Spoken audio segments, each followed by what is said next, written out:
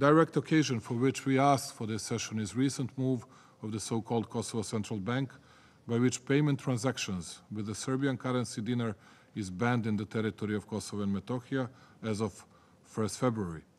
Having done this, the so-called leadership's continuous set of attacks against Serbs and other non-Albanian population in Kosovo and Metohija culminated being that their survival in the territory of southern Serbian province depends to a large extent directly on dinar assets coming first and foremost from the budget of the Republic of Serbia.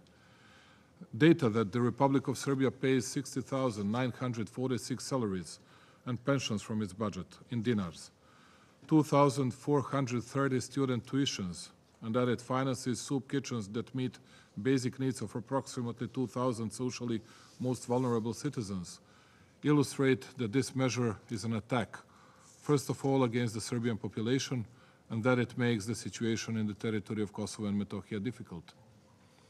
These numbers alone clearly demonstrate that the huge number of people in the territory of Kosovo and Metohija directly or indirectly depend on dinar incomes from the budget of the Republic of Serbia.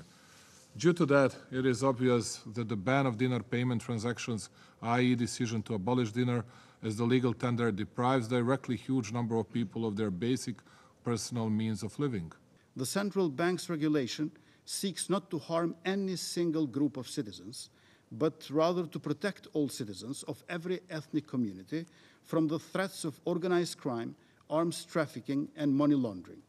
All of these activities rely on the ability of criminal groups to receive illegally smuggled cash, largely across our border with Serbia.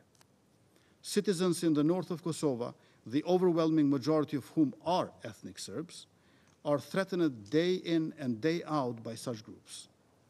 Our Serb citizens face intimidation from criminal groups dictating their actions from protesting to voting.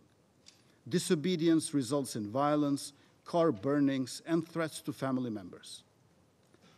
When Kosovo Serbs ask to meet with me, we cannot make the meetings public because their lives and livelihoods are threatened.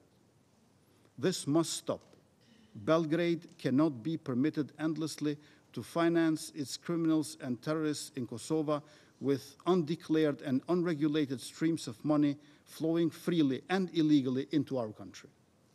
And that, distinguished members of Security Council, is the real source of Belgrade's hysteria over the central bank's regulation. Belgrade has sounded the alarm not because of dinar exchange into euro, but because we are banning large sacks of money at the border.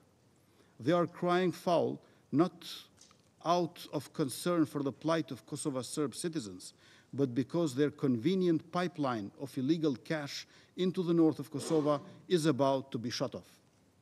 This gathering and the propaganda and vitriol that has preceded it is nothing more than part of a ruthless campaign by an authoritarian regime.